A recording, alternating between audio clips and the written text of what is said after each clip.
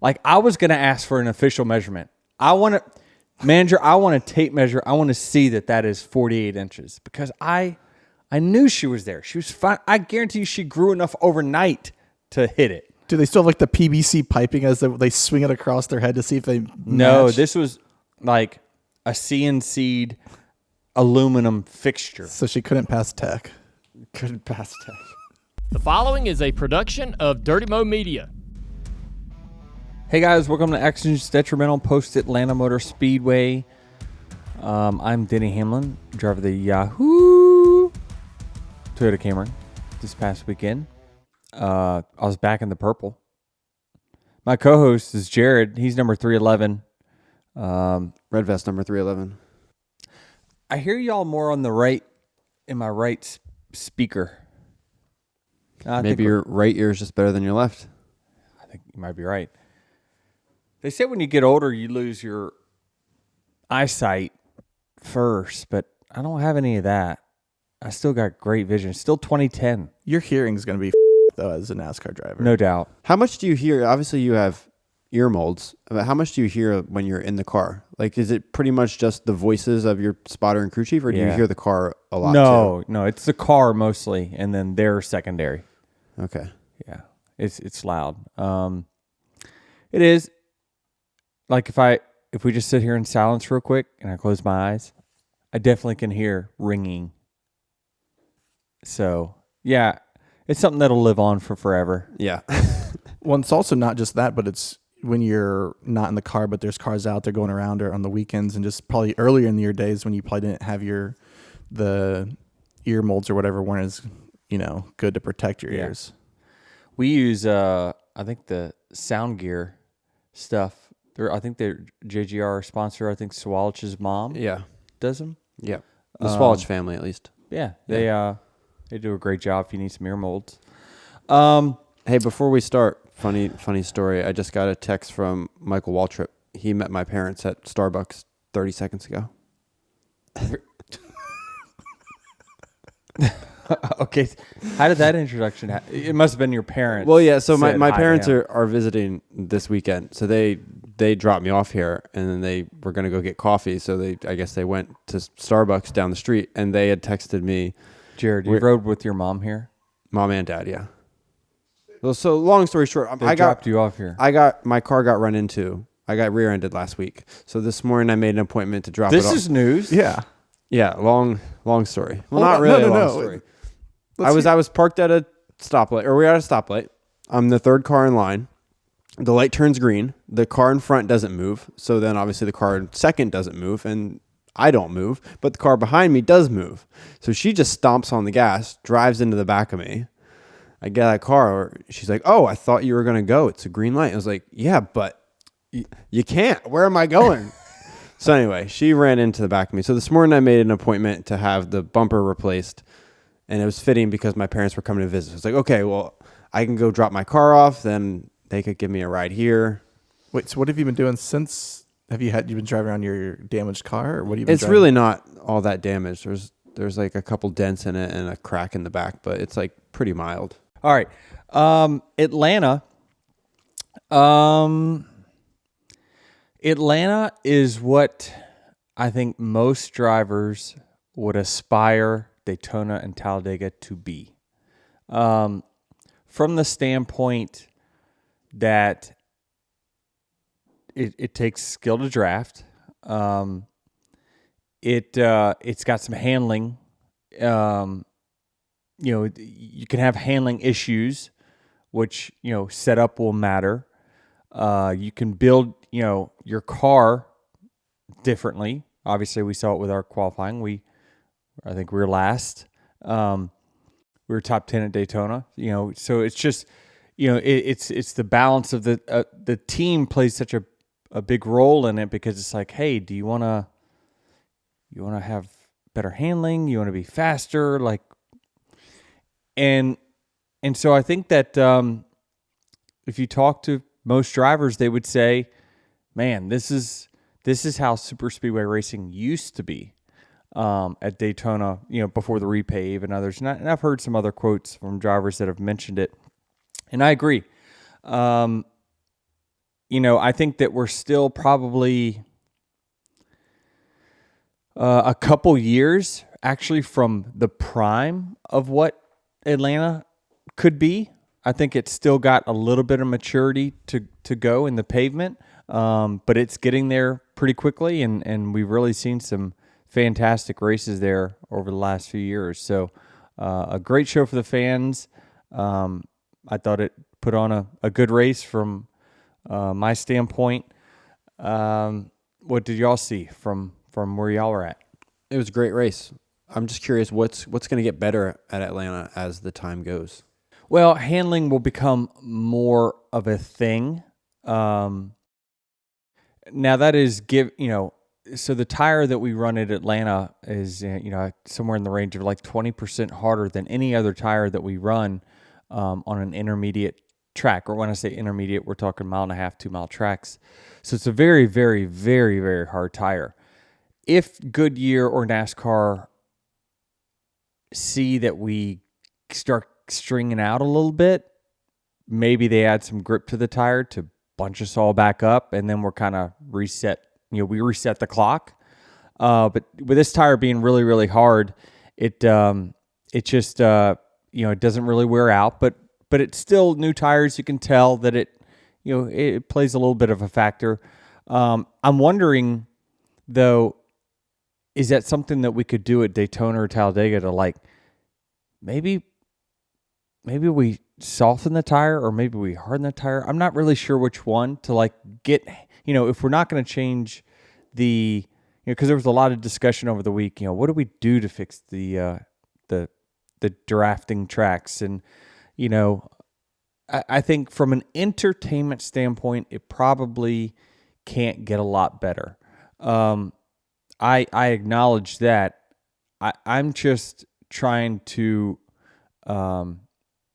make it to where there's a balance there of entertainment and there's a balance of sport where the drivers that are the superstars can feel like they really have a legit changing of the outcome based off of decisions they make and whatnot. The teams have a bigger role. And so, I think just if you did get some drag out of the cars, and I looked this up, and I had some texts with Dale Jr. over the week, talking about, ideas of what we could do to, for suggestions for Daytona and Talladega, is that, I know NASCAR doesn't want the cars to flip over or anything like that, but we're, in the pack, we're running the same speed that we have been running for, 7-8 years.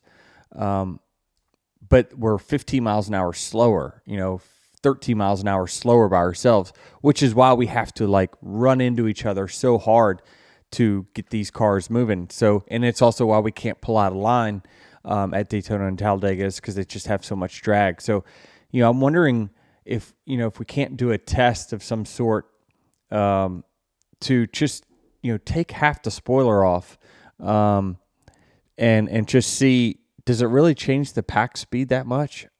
My guess is it probably wouldn't. And maybe that creates a little bit of space between the cars. You're still going to have bump drafting, things like that. We've had that for forever. But that, to me, like I talked about last week, would be my little, let's try taking drag out of the Daytona Talladega package and just see if it makes it better. It just appears that right now, or at least it did yesterday, that as a driver, if you play your cards right, you can go to the front. Yeah. And if you don't, you can also go to the back in a hurry. I saw it with you a few times. You made a run to the front. Yeah. And then all of a sudden you lost 10 spots. Yeah. Certainly what it seemed like, right, is that, I had a pretty good handling car.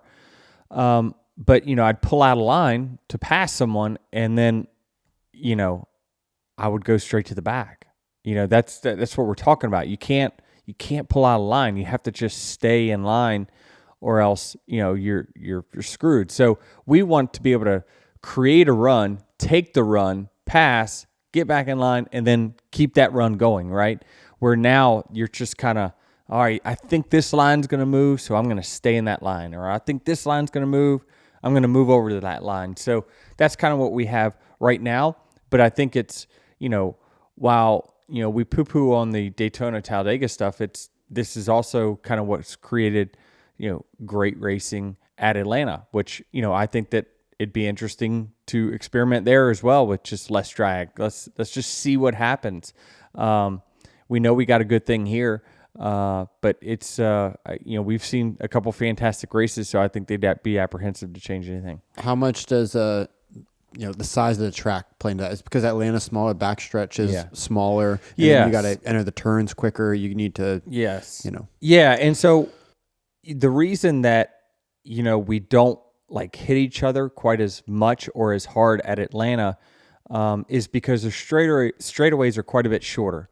So with Atlanta being kind of mostly corners, we have to space out a little bit, because handling is a factor, aerodynamics is a factor at Atlanta more so than Talladega or Daytona.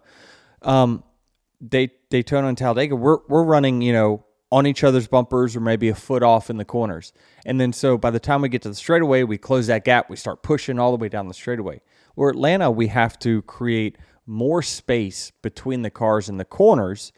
And then it takes really the entire straightaway just to get back to the person right there in front of you. So that's why you don't see as much contact at Atlanta, which is, for us, it's probably safer, and it it creates a fantastic show where it's like you can see people like Ryan Blaney go from the back to the front and just put on a clinic. Yeah, is it also why you don't see the big wrecks all the time like you see at Daytona or Talladega? Like there was quite a few cautions yesterday, but until the last one, as Clint Boyer mentioned on the show, it didn't take out every car. I couldn't believe we didn't wreck like a front of the field wreck, that took out 10 cars. Like I'm telling you, I was in the middle of 3 wide, on the outside of 3 wide, and hats off to the drivers. These Cup Series drivers are so good.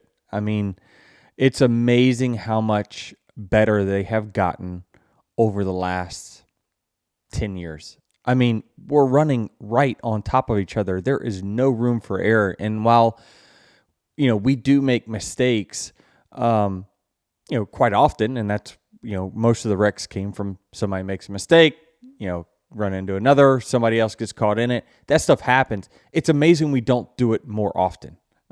It's amazing it's not caution after caution after caution. We were racing all out. Everybody in the start of the third stage, everybody was racing 100%. And it was like, whoa. Usually, and I've seen this thing evolve over time, that you don't really get that until like, it used to be, you didn't get that until 15 laps to go at the other speedways. Like you could feel the intensity picking up, everyone's starting to push more, the gaps between side to side start to shrink. But it was like that from 100 to go on. And it was like, it was crazy. It was crazy. We did not wad them up, but it's just a testament, really, how good the spotters are, how good the drivers are. Just, it's amazing to watch. There's been many times where I'll go in the, there was a few times actually that I've gone to the Bristol Xfinity race and watched from the stands. And it's like, holy crap. I can't believe I do that. What I mean? Like, it's just amazing how good the drivers are. And then when I watch the race back, I'm like, that is pretty exceptional by all the Cup Series drivers. So it put on a fantastic show. Do you think that's an anomaly that there isn't more big ones in this Atlanta race? Yes, I think so. We tried a few times to really wad them up big, but most of the big wrecks happened kind of mid pack or so. So there was really not much at the very front of the field, except for you had the Larson thing, and then on the last lap, I think Hosevar squeezed the 21, that squeezed 47 into turn 1 right there. So there was we tried, but it stayed green and stayed pretty clean. How mentally exhausting is it in a race like this where you guys are on edge and you're going 100% for that long? Like after the race, are you more tired than a usual racer? What's it like for you in the driver's seat? I mean, I'm probably, I don't know. I'm probably a little bit on my own island of, do I get mentally exhausted? Not much. I mean, I have so much experience in it. Obviously, I do, a ton of, breath work to, keep heart rate down and things like that. So I don't get too tired anymore, but I can understand why you would, because it was white knuckling pretty much the whole day for me. Hey, this is Dale Jr., and for the latest Actions Detrimental gear, go to shop.dirtymomedia.com. We've got plenty of options for you. We're adding new stuff all the time. That's shop.dirtymomedia.com. Carson Hocevar didn't make any friends in this race. First enemy was Kyle Busch, who had said, go tell that 77 he's done the same move 10 times. I don't care if I wreck the whole field. I'm over him. He's a bag. I'm going to wreck his ass. A lot of bleeps. Yeah, did you? There. So when you hit the button, do you have to hit it once per time, or if we just say a bunch of times in one sentence? I usually just hit it once, and it just lets you alert you that there's it's more just making me aware that there's cuss words in that vicinity. And when the Carson Hocevar Kyle Busch, I know that they're there a few times. I'm just mad. NASCAR did not play this audio once, and I get cussing or whatever, but conflict sells, and you want to keep fans sticking around the rest of the race. Play this audio, and I guarantee you, fans are gonna be like, "Oh, I'm sticking around because I want to see if Kyle Busch is going to pay him back." He didn't, though, did he? No, but that's fine. We are telephone tough guys, no doubt about it. We will threaten over the radio anyone and everyone. If he does this, I'm gonna send him over the fence, and then nothing ever happens. We just, you understand, you're trying as a driver, when you're saying that, you're trying, or at least I am. I don't want to speak for everyone. You're trying to get the message to either the crew chief or the spotter on that driver's team to hear you and then say, hey, be careful around Denny. He's pretty pissed. That's all you're trying to do is get the message out to them that but aren't you also just trying to sell yourself on it? I could beat his ass if I wanted to, Not really. Okay, so let's say that Kyle Busch is saying this about you. Who is there? People from JGR that are monitoring all the other stuff? Oh yeah. We, you try to. I mean, we can monitor anybody we want at any given time, and but I don't know. It's just a way to vent, and hopefully you just somehow the message gets relayed. Yeah, because you're stuck in the car. It's not like football where the next play you can try to do something. And then also once you kind of voice that you're going to wreck him, you kind of can't wreck him now. That's true too. Yeah. It might have been received because I don't think there was any additional drama between Hosevar and Kyle Busch, but it certainly wasn't received at large. He didn't apply the message to the rest of the field. Can we field. stick to Kyle Busch for a second? Kyle said, do it with 30 laps to go. I hate this idea that you can't do it at the start. What? Do what? He's Kyle's race, how he raced him. He made a comment it's not like there's 30 laps to go. So this was super early in the race. So Carson can't race. Why can't you race aggressive at the beginning that? If that's what he chooses to do, Yeah, I mean, I didn't see it, but obviously, more than likely, what happened is Carson just put him in a horrible bad spot, and it forced him to check up, which then could have got him wrecked or whatever. So I didn't see it, but I'll take Kyle's word for it. He didn't make any more friends. Jared, this is your point where you go to the next guy. Okay, go ahead. Carson Hocevar and Ryan Blaney.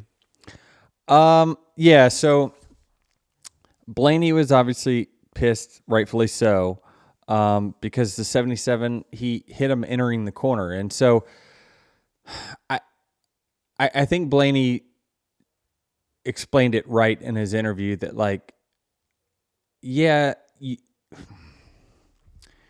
there's things to learn, but there's also things that you should know.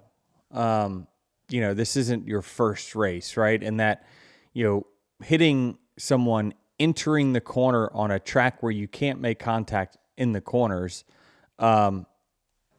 is a recipe for disaster. Well, for whoever you're hitting anyway. So I think that Blaney was just like, this is not something that you should have to learn over time. This should be common knowledge. Don't run into someone as you're entering the corner. And it obviously spun Blaney out. I think he would have been way more pissed had he not come back and got a good finish. But I agree with Blaney here that you just, those are things that you kind of should know. And, while Carson admits that he's got to clean things up, it's just, he does, but you also, there's something about when he puts the helmet on that, like, surely he knows that that's not a good move, but does it short circuit when he puts the helmet on or not? I'm not sure. I'm watching this replay, and to me, it seems like Carson's probably come in with a head of steam here, and he just views Blaney as in the way, but he doesn't want to like let up or check up or whatnot, and just, I don't know, runs in the back. It's an odd angle, isn't it, too, the way Blaney's entering the corner? I don't know. Yeah, I mean, it is, but, it's just you just have to know. I mean, you're not, I'm watching Carson. It's like, well, if you had that big of a run and you wanted to take it, you could. That's not where you take it. No, I mean, he could have taken it 3 wide bottom or whatever, but instead, he chose to. Now, he just, you got to check up there. Now he's got the 24 right on him. Right. So, maybe he doesn't want to get run over either, but it's just not good for the car you're running into. And so, that was a bad deal. Yeah. The driver who runs in the back of another car is always at fault. I learned that. That's why I don't have to pay for this new bumper. There you go. Exactly. And that's pretty much the law of tickets, right? It doesn't matter if you stop early. It's whoever's behind. It's their responsibility to keep the gap. Yeah. Blaney did all right. He somehow, I haven't watched the max camera yet, but he somehow came from the back of the field to finish top 5 in this after spin out. And then the save to keep it on the apron and not turn it back up the track. And I thought Blaney did a great job there. And obviously, we talked about this when I got sideways at Daytona. Like, the last thing you want that thing to do is suddenly hook back right. And so he did a great job of keeping gas in it, keeping the wheels left, and trying to save it, but also, if you spin out, just spin down to the apron and you'll get the caution and you'll be able to recover. And so I thought he executed that spin perfectly. And then lastly, Carson and Ross Chastain. Yeah, I mean, I understand both sides of this.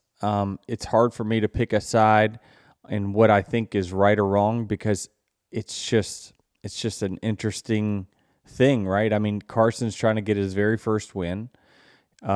This is obviously going to be these type of tracks are going to be great opportunities for him to get a win and put himself in the playoffs, and just momentum all around, right?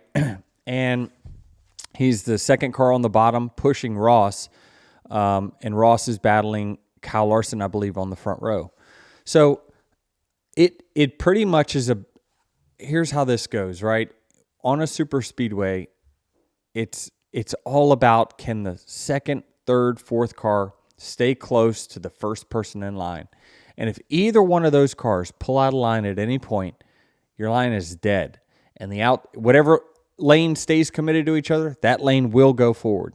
And so, I imagine that's probably, and I'm making assumptions, of course, because, Ross didn't speak upon it. But if I'm Ross, that's probably what I'm saying, is that I understand you're trying to go for the win yourself, Carson, but it killed our line. We all went backwards at that point. And so that's not his responsibility, though. Yeah, the more I watch this replay, the less I see Ross's argument. That's why I see it both. I see this both ways. I don't see it both ways, though, is what I'm saying. Yeah, I mean, because Because you guys have never done it. Probably. You know what I mean? Like, at these tracks, if you're going to go for it,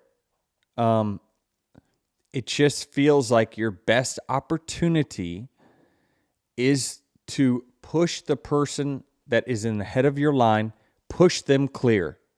Then you get the push to then make the move on them. I just feel like that's kind of the best way.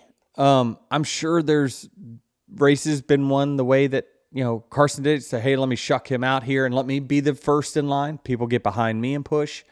But this is actually a great example of why nobody could pass Austin Hill in the Xfinity race. They were way too busy fighting themselves instead of lining up and then passing him. And then every time they got a run, not to jump series here, but they were afraid to pull out a line on Austin Hill. And so I was like, what the f*** are they doing? It's just a weird dynamic. And again, it's just a car thing where you got to have car count and you got to have people formed up. If you can do that, your line will go forward. And I think Ross probably took for granted. He was like, surely Carson's just going to push me here.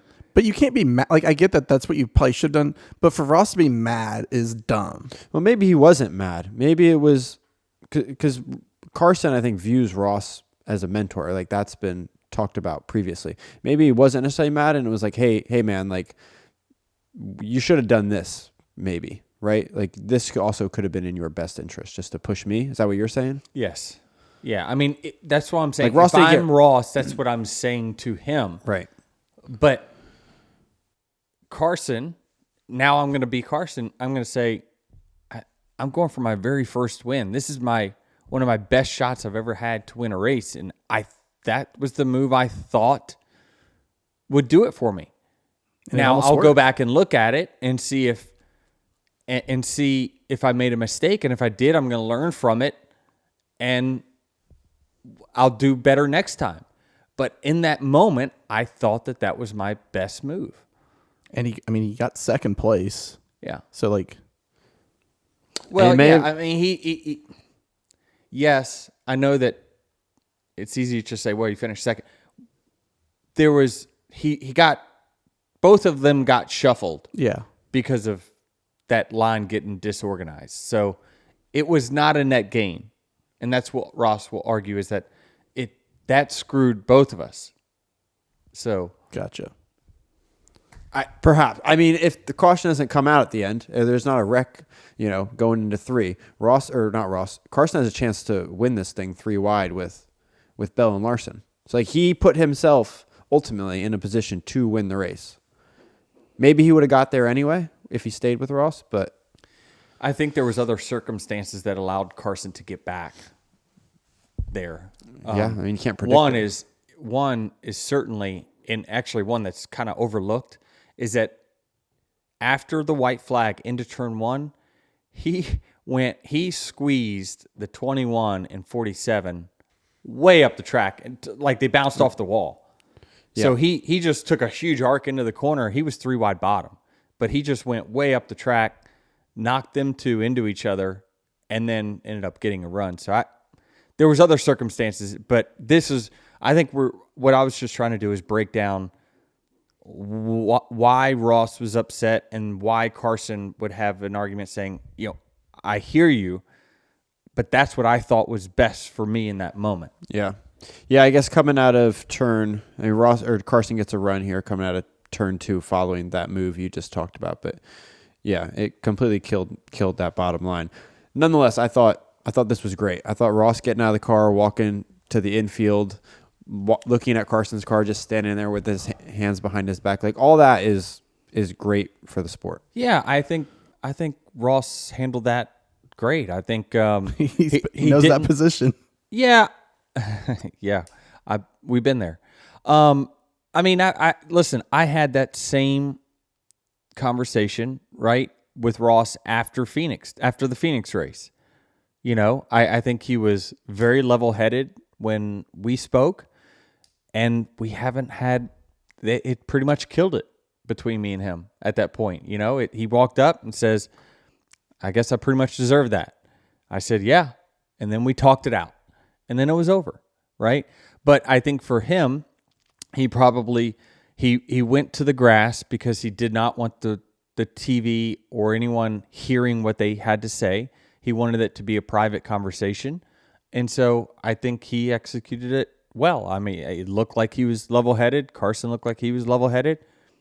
I got no issues. What do you make of Carson? It seemed like in the Fox interview he was more apologetic to Larson HMS because I don't know if he's scared there. But then like he played it very like. Why was he apologizing? Because he gave Bell the push and not Larson. Oh, yeah. I understand that, but Carson, I was looking at this because I was thinking, did he have the chance to push the 5? He did not. He never got clear of the 12 to move down to push Larson. He never had the opportunity. Now, yes, he pushed the 20, but I think at that point he was trying to Blaney him and knock him out of the way. I mean, he even said it. He says, "I was trying to shuck the 20." Well, by shuck means he was trying to plow through him, knock him out of the way. Yeah. So, you know, I think where the drivers probably are taking exception to this is that when others have done this to Carson, he's lost his mind and he's right rear hooked people. He's, you know, whenever Carson's been on the receiving end of these moves, he's lost his mind and retaliated and done some foolish things. And so when the drivers are, you know, when the media will talk about this week, well, if you don't like it, then do something about it. The problem is that drivers have done things like that to Carson, and he's retaliated in a bigger fashion. So I don't know. I think it just kind of works itself out over time. I think, you know, they talked about on the teardown that, like, you know, many drivers have went through this transition, and yeah, I think it probably will happen with Carson as well, and that he'll mature on the racetrack, and you know, he'll live up to the expectations of being a great driver like we all think he will. If he was in here right now, what's like one piece of advice, or if he called you and was like, "Hey, help me out here," like what's something that you could give him? It's tough for me to say. I think because, I mean, we probably have different styles. I think it's he grew up in a different generation of racing than what I did. I don't know that he ever, you know, because I was around with the Mark Martins and the Tony Stewarts and that. So I saw a different type of racing back then. And so I thought that was the gold standard.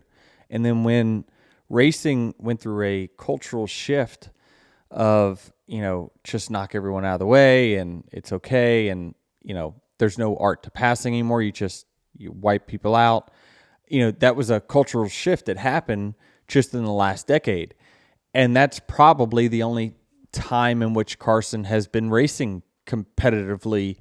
And so it's all he ever knows. So it'd be hard for me to give him advice.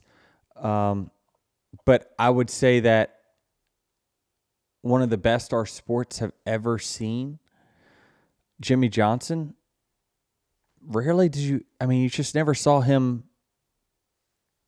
run into anybody. But yet he was just a fierce person on the racetrack. Like, you feared him, but it was because of how good he was and how fast his car was and his skill set, not because, oh, this guy's going to run into me. Like, it's just different. It's just different now. So it'd be hard. I think I probably wouldn't be the right person to give advice, but certainly. Well, I'd say you are, though. Yeah, but it'd be hard for them to listen and hear it and receive it. Just because, you know, it's just things are different now. And so I think I'm the dying dinosaur in this sport. My one issue with Carson is in this Fox interview is nice, but then in another one, he said, we're here to win races and not be a boy band and love each other and play on the playground together. I think he's going through a bit of like a little, this isn't the right wording, but identity crisis. Like, am I the jokester guy on the Cup Series, or am I going to be serious? Okay.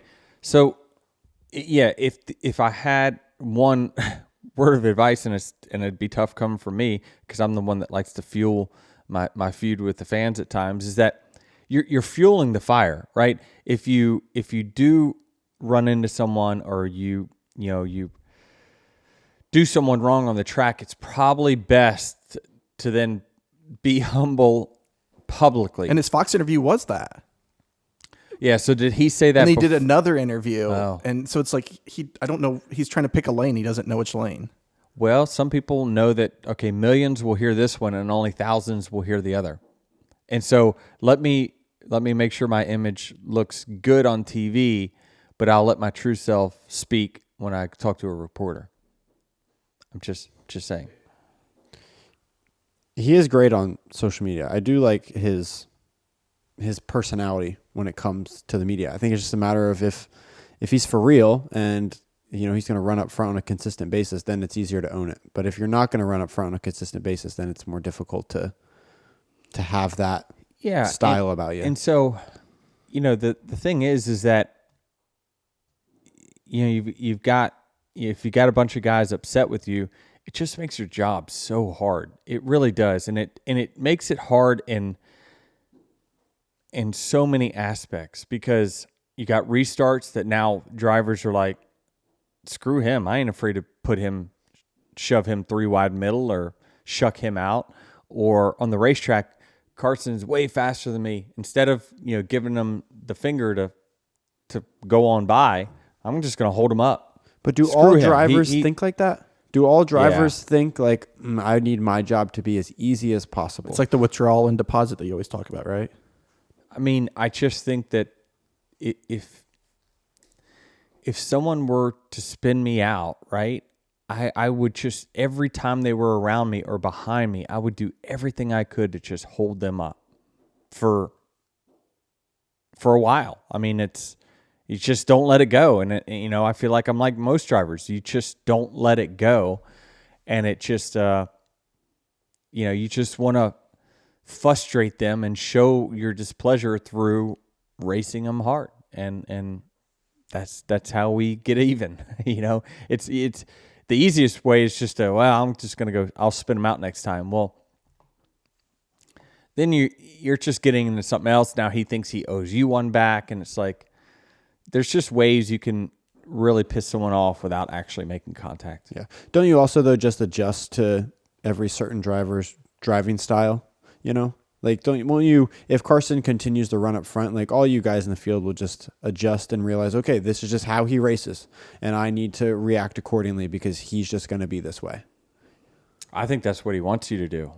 I think he wins if people change their styles to accommodate him. Right. So he's gambling. He hopes that you do that instead of maybe anything else. Well, it's like when you were next to him, I tweeted, I'm like, Denny, get away from the 77, because I'm just worried that something's going to happen. I saw that tweet, yeah. I don't know. It's just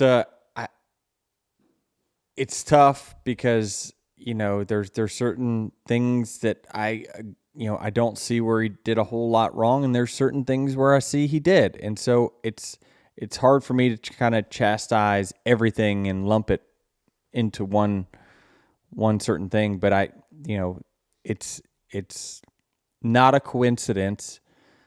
Not everyone is crazy, and you're right. Like, eventually, if you have enough people pissed off, there's some sort of common denominator that you got to look at. But some people don't care, and they're going to be themselves, and there's nothing wrong with that. Before we get to the finish and the caution, let's talk about the wreck between Larson and Cindric and William Byron, since you have quite a bit of experience when it comes to this move. Yeah, Kyle cleared himself up. I mean, And as Cindric said, not clear. he was not clear. He definitely was not clear. It sounded like the spotter told him that he was on the outside. I don't have the perfect kind of synced video and spotter transcript, but they were saying that outside, and I think Kyle acknowledged it. My spotter was telling me, but I'd already committed to just throttling up and opening up the wheel, and so it's a tough spot because I've been in that spot before, obviously on the giving in, and let me defend Kyle a little bit. I mean, it's his fault. There's no doubt about it. But what happens is when the cars, you get tight off the corner, generally speaking, at Atlanta, especially off turn 2. But when you get a car then right there on your right rear and you commit to throttling up, it just dumps so much air on your spoiler. It does make your car just turn right. It's still your job to lift. I chose not to lift. I knew it was, the race for the win. Kyle chose not to lift also. I mean, they're very, very similar. So I don't know how else we can describe it, but it sucked for Cindric for sure. He was like Blaney, able to go from the back to the front very, very often. The 22 looked like he had a little bit tougher time. Once he got into traffic, but those two just seemed to be able to overcome whatever with the speed of their cars throughout the day. So, I don't know. It was a tough one for Cindric. It's just another one in the column for him of being in contention to win inside 10 laps to go on the super speedway, and he gets taken out. Cindric was on a damn missile yesterday. At one point, he went from 32nd to 17th on a restart, then made it all the way up to 8th. Like, he was, whatever that car setup was, you want that going for that racetrack. Oh, no doubt. I mean, I think we quickly have recognized that they have hit some sort of balance that is perfect. They have handling, they have speed. Nobody was close to them in qualifying, and typically that means that they are, they're trimmed out and it's built for speed, not comfort. But they just overcome it. They just have so much speed.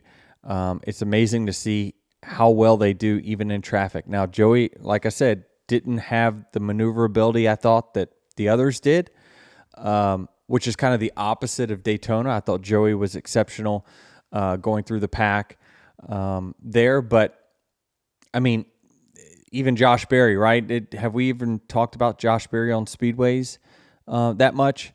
You put him in the Penske car, and he was up front. I mean, and stayed up front, and even when he wasn't, he was driving to the front. So clearly, they've got something going on that is really, really good for them right now, and they're hauling ass. We talked about it a little bit last night on the plane. The caution at the end of this race. You think it was a good call, nonetheless? It was the right call. Good call. It just depends on who you ask. If you ask the fans who want entertainment, no, it was not a good call in their eyes. But I can assure you that there's not a driver in the field that would want that race to stay green, given the scenarios that were going on. Because you keep these races green and somebody will end up getting hurt. There's just too much opportunity, and the drivers are way too vulnerable when they're sitting in the middle of the racetrack, and then cars have to go by them full speed to gain spots. That's just not a good scenario for anyone. And so I just, it's that the race had to end under caution. And so let's at least applaud them on making the right call for safety, because safety should always be number one and entertainment should be number two. And so it sucks. I mean, it sucks that it ends this way, but we're the ones that chose to wreck. And so, I think it was the right call, and maybe this is a moment let's give NASCAR the benefit of the doubt that they're going to change their ways as far as, let's start a new trend of consistency starting now, right? I think the Daytona 500, and I will speak on what Harvick said. He says, I left pissed off because that was a dangerous situation that they let go. This isn't what I said. This is what he said. People all week talked about what I said about it. Well, others had the same opinion, and I agreed. It was just an unsafe situation. The Xfinity race was continuing on that trend, and it was like, no.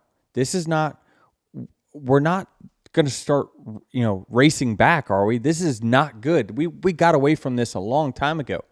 So while it is a race where it is definitely different than they called it the day before, it's definitely different than the way they called it the week before, this is the right call. So let's start the trend of right calls right now. And let's say we're 1-0. We're not 1-0 though. I'm trying to give the benefit of the doubt here, Travis. But Blaney, they throw a caution for a spin out. Is that the right call? Yes, he was turned around backwards. So is it an unsafe condition right then and there? No, but he's gonna sit there until we drive back around. So that was a caution. So they're 2-0 then. So you agree with both calls? Yeah, okay. I think so. I personally don't think the Blaney one should have been, but I'll take your expertise on this. Yeah, is it because you think that he just would have kept going and then the race continues? Yeah. I see that because he did. He didn't lock up any tire. He didn't blow any tires, so he wasn't going to limp around. But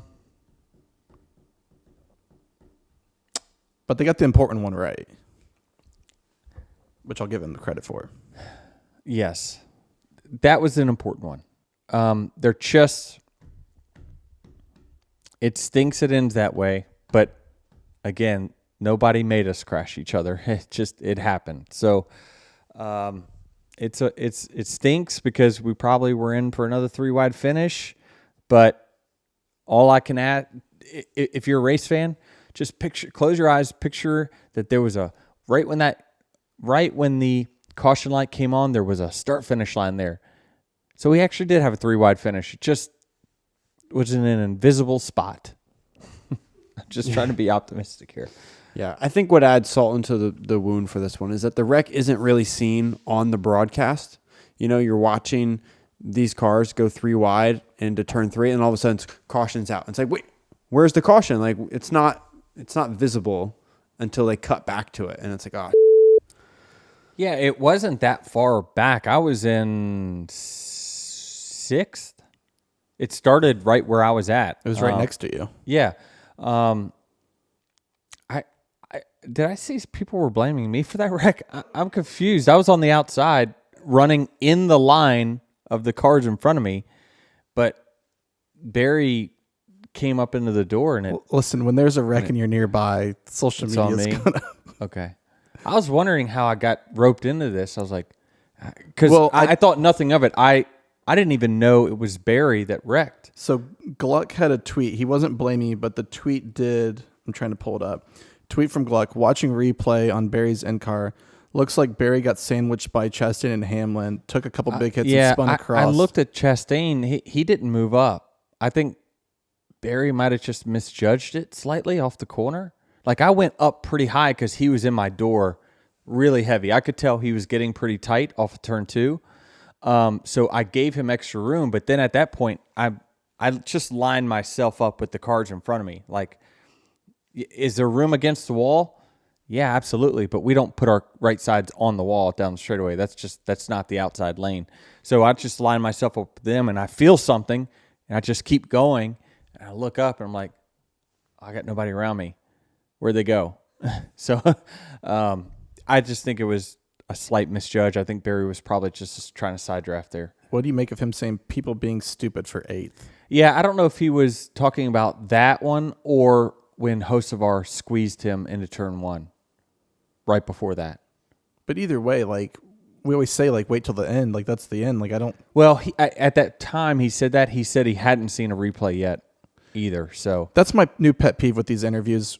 you we don't need show the replay. monitors. But let the drivers see something. We asked every driver, and then the drivers said, I haven't seen anything. Like, to your defense, like, you haven't seen it. Yeah, but how are they supposed to? I mean, how's somebody from the front stretch or the catch fence or the whatever supposed to carry around a video monitor with them? Figure it out. We put a man on the moon decades ago.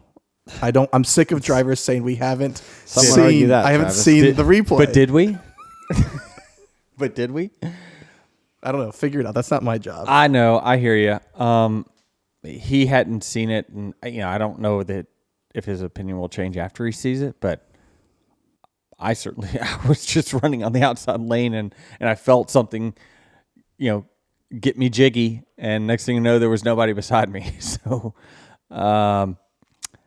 that was the race ender. But if you look, they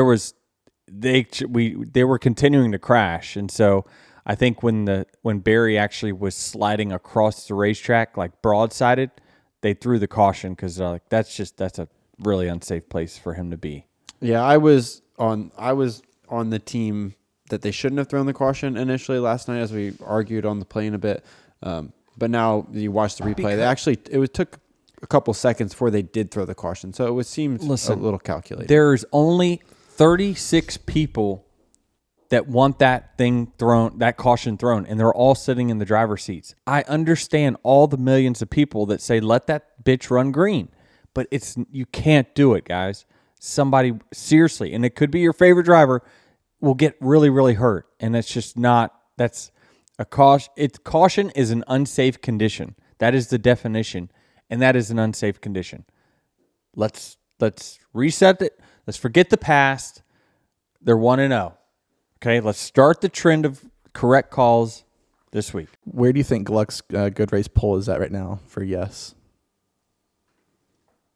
83%. Bingo. Really? Yeah. Right on it? It's sitting at 83 right now. That's pretty good. But it should be higher, but because of the... But I'm surprised it's not lower. Well, that's good, though. Yeah. 83%. 8.3 per 10 people say that they were satisfied. When we return in June, with it being warmer, will the race be slightly better? Is it still going to be the same? Like, what can we expect when we return? It could be different. I mean, certainly grip you would think is going to be less, but I'm amazed how much grip the racetrack still has. So even though it looks worn, it's still got some good bite in it. So I'm not sure. I think you'll see something relatively the same. Some other housekeeping notes here from the weekend. 2311 announced that it'll field the number 67 car for Corey Heim in select cup races this year. Yeah, we're excited about this, and Corey is somebody that has been, he raced for us at Nashville last year, drove from the back of the pack to the top 12 before we had 9 green white checkers. So he did a great job for us, and it obviously has been part of the Toyota Racing Development Program for many, many years now. So for us, we're going to run them in some races this year, going to run them in some more races next year, and just see where the future holds for him. So we're excited to give him that opportunity. He deserves it.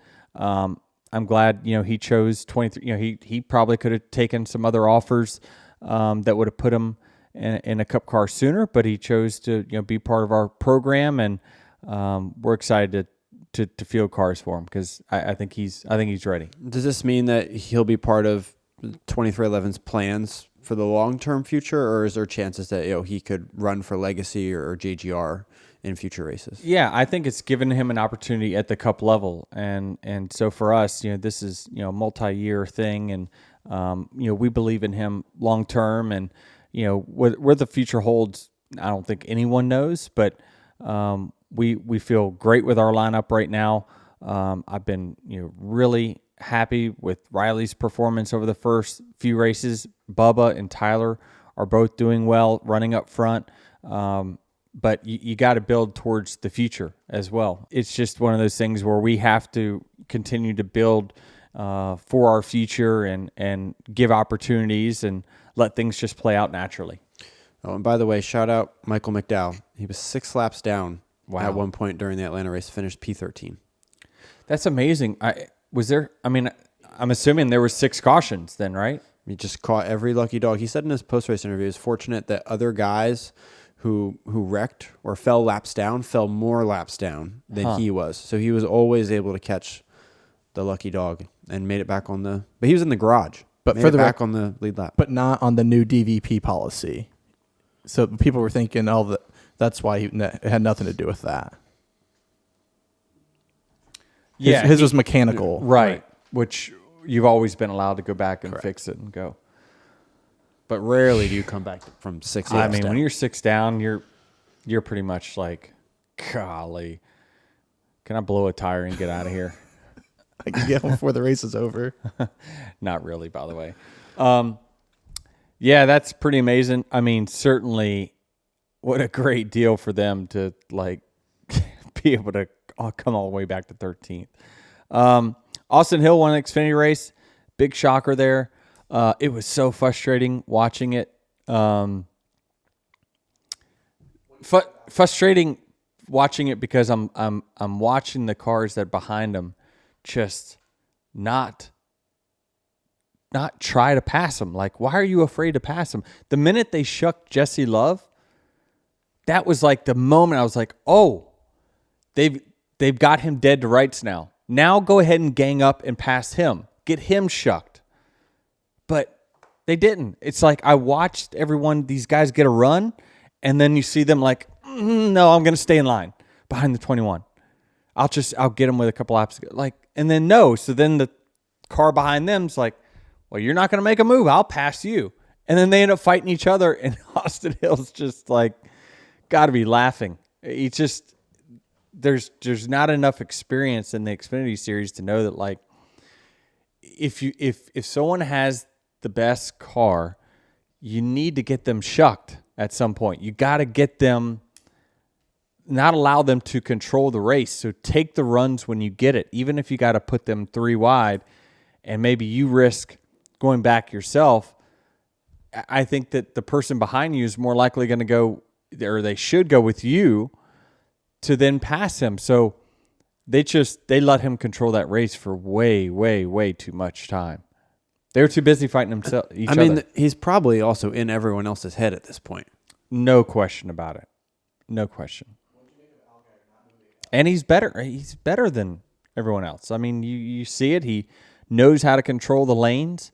And I think you're dead ass right. He's in their heads, and they think that they can't beat him, so they're just trying to be the next in line. Right. Denny, what'd you make of Allgaier, though, not moving up to block him at the end? Yeah, not the right move, obviously. It's going to be very tough if you let the fastest car get back to your outside.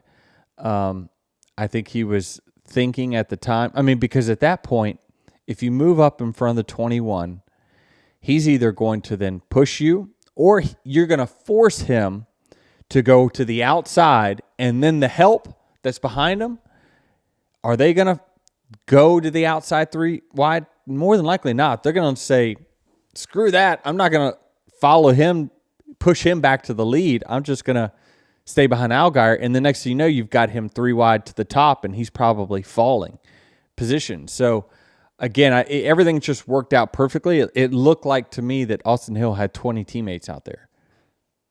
It did. It's what it looked like. So hats off to him. He is just kicking their ass right now. What about Kyle Busch in the Truck Series? Clinic.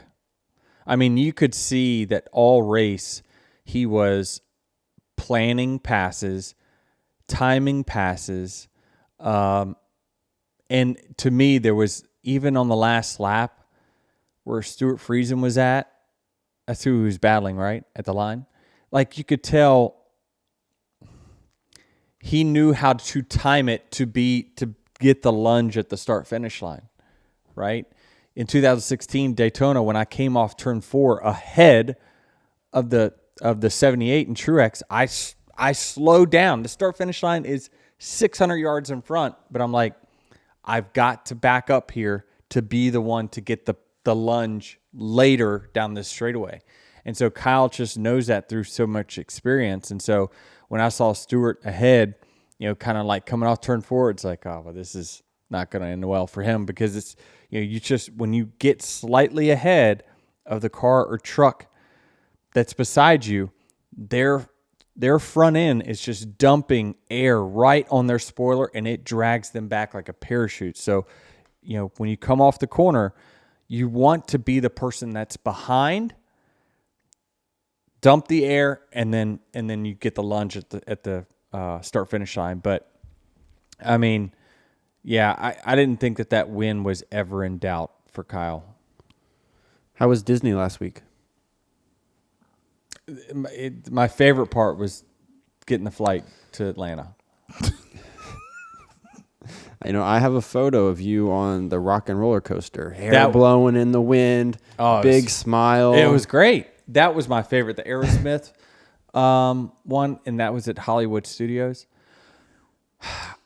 We ended the trip on a bad note, though. Poor Molly. Oh no. I measured her before, and I was like, Molly, this is fantastic. You're finally 48 inches, which means you're going to be able to ride pretty much everything. No. Yeah, this ends bad. And all the 48-inch rides all week she had ridden. And then we saved the best ride for last, Tron at Magic Kingdom. This is the newest, the latest, the greatest, everything. And we get there, and we pull up, and it's the last thing. We watch the fireworks at 8 o'clock. They're done at 9 o'clock. We got one more hour. We're gonna end this trip riding Tron. Well, the guy had her stand up on the measuring stick, and her hair was in a slick back because she went to the Bippity Boppity Boutique earlier that day. So it, normally your hair's got a little bit of volume to it. Well, they pulled her hair back tight, and so it was just right there on her head. And I'm telling you, Travis, if she was that much short, it was surprising. I mean, I'm sitting there and I'm like, they don't have the perfect, posture anyway. So I'm trying to like push her bottom in, straighten her shoulders, coach her up a bit. I am. Get her on her tippy toes. And so the problem is the person had already seen, I'm telling you, she was that short. Like you could barely see any light between the top of her head and the stick. And I'm like, buddy, she's ridden the 48-inch rides all week. And so I'm trying to organize her, and she can get there. Like when she sits up totally straight, like she can get there, but he's like, I got to call the manager. Oh, manager comes, she's like, I'm going to have to say no.